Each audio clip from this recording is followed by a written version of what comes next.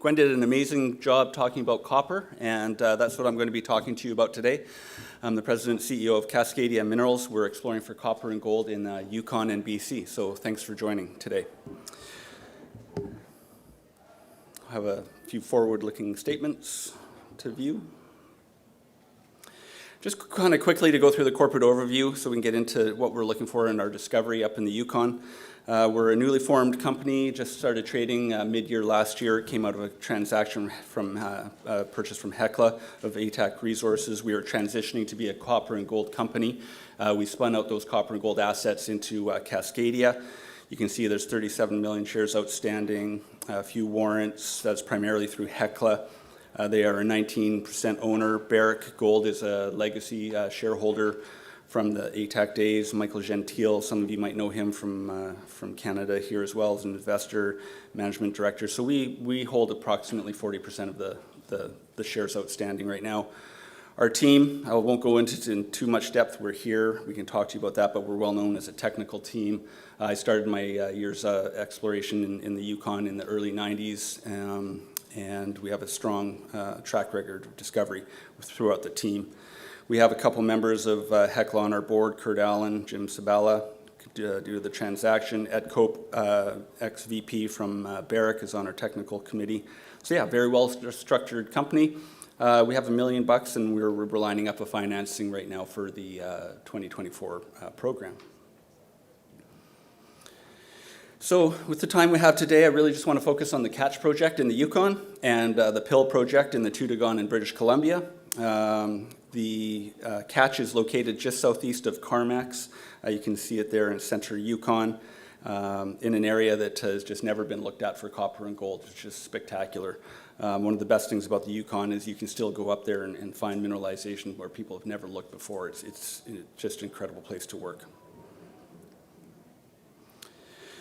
Again, just a little bit closer zoom in on where the Catch property is. You can see there that Carmacks is kind of the main town. Catch property is just southeast of that. All of the previous exploration for copper and gold is pretty well just northeast of Carmacks, Minto, and Carmacks Copper. A young prospector that used to work for us came to us and said, "Hey, listen, I was looking up at some Yukon Geological Survey numbers, and I went out prospecting around this area, and he said there's lots of copper and gold." I said, "Okay, well, let's check it out."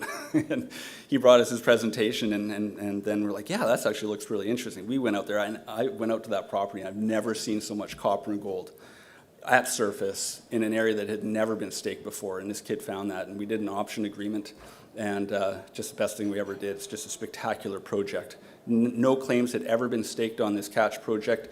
The closest diamond drill hole ever in history was 75 kilometers away, so a brand new discovery, and that's a very rare thing these days is finding a new discovery.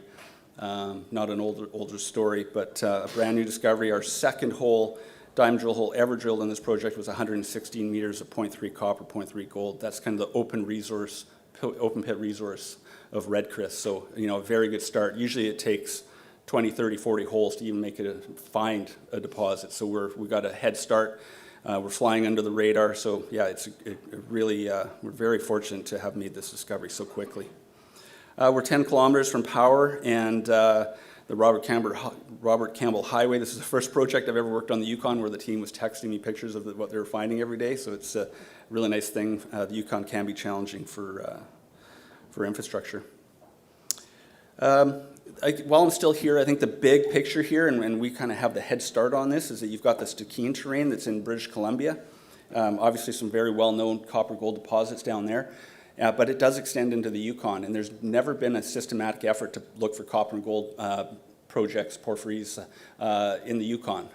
We're kind of the first movers in there. We did a big regional program, and last year in 2023. We've staked 2 new projects. We're developing that. We look to do an even bigger regional program this year. So, yeah, and going out to projects and finding new copper showings, it's exciting times.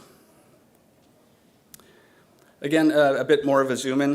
You can you can see we've enlarged that project a couple times here.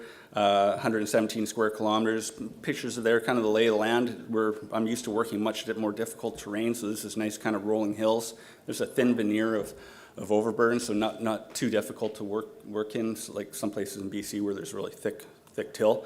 Again, and what's really nice about that is you've got the highway that goes up from Whitehorse right to Carmacks, and that's right dead center of the Stikine terrain in the Yukon. So great location and a very, very fertile package of rocks in the Stikine terrain that just really hasn't been looked. Like there's hardly any claim staked in between Whitehorse and Carmacks. It's spectacular. So we've done a lot of work and a lot of earlier stage things to look at. So the discoveries are very important because you don't get these older stories with lots of NSRs and things like that. You can really do a lot with these new projects.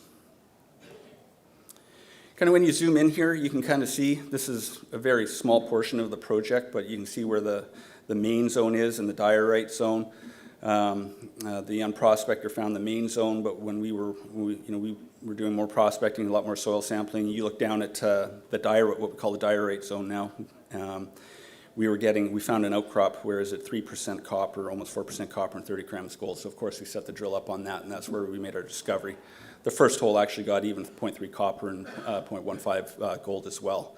So I think that another important thing about this is, sure, that was kind of the easiest stuff to find because it was on a bit of a slope where there's a little bit more exposure, but where you see all of those subtle anomalies to the east, these red and these oranges, there's under thin veneer about this thick, 2 meters or ish. So I think there's a lot more potential to find more, even on this property, let alone in the southern part of the property or within the regional areas around this. So again, there had never been a claim staked on this ever in the history. So yeah, and the mineralization there, you see that you go to a soil sample and you dig that up and you're getting copper mineralization right in your soil pit. It's just spectacular. Here's the, you can kind of see where we drilled. The key here is the diorite zone down to the south. That's where we put our first holes, and you can see those grades that I talked about there, 45 meters of 0.3 in the first hole, 116, 0.3 on the second hole. What's really compelling, I'll take you through you can see the A to A prime sections there. I'm going to take you through that quickly and then take you to the second section 300 meters over. Is that where we see the mineralization. Another key point while I'm thinking about it is within that, what's really nice is you're seeing 1% copper and 1 gram gold intersections in that. And we haven't even hit what's called the potassic zone, or we're still more in the pyrite dominant area. We haven't even gotten into where you're going to see the higher potential for the higher grade copper. So, I mean, we've done the hardest part and de-risked this by just even finding the porphyry. Now we're going to vector into where you're going to see the higher grade copper. So the next section will be, this is where we found our mineralization on our first couple of holes. Very nice grades. They correlate quite well with the IP. And again, like I said, we just need to now vector into where the higher grade copper is. I mean, we already have good grades, but I think we can get even higher. So obviously, we're going to step out on these. I mean, that section alone is about a 1 kilometer long area, but moving 300 meters to the east, you get another IP section, and we have an even larger IP signature as well. We've got outcrop on top, on surface that we just haven't done, further to the north in between the two zones that we haven't even done IP on. The drill is actually sitting right there on that center kind of dot pad, and we'll be looking to start that drill up in May, probably April, May. We were just up in the Yukon last week, and there's hardly any snow, so it's going to be able to get a good start. So this I'm not going to get into too much. It just shows you that we're a little bit distal to where you think you're going to get into the higher grades. Yeah, I've got a little bit of time here, but Pill, this is another great story. We managed to get this project. It's a copper gold project right in the center of the Tootagon. Some of you might be familiar with Thesis, TDG. You've got HDA AMARC. I think someone was just presenting on that, and they have that deal with Freeport. So a very fertile area, road access, just spectacular, a really nice collaborative place to work. It's a large project. As you kind of zoom in on it, there's the road that goes right up to it. Chemis is just to the south of it as well. I'm not going to go into all of the different zones. We are finding new things. Finley had it for like 20, 30 years, but we actually have been doing a lot more work than they have really done in past history. We're focusing on the Pill project to the south. Very nice geochem anomaly, lots of rock. We're a little bit higher in this porphyry system, we think, which is fine. It is what it is. So we did some IP 2 years ago, and then we did deep IP last year, and we're kind of getting this classic IP signature. where you get that, what looks like a pyrite shell.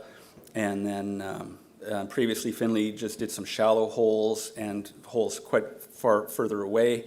Our goal is to go in here and target that potassic core with a couple deep holes. And they're actually not even deep holes compared to a lot that get done these days. So very excited about that as well. On a road, a great project.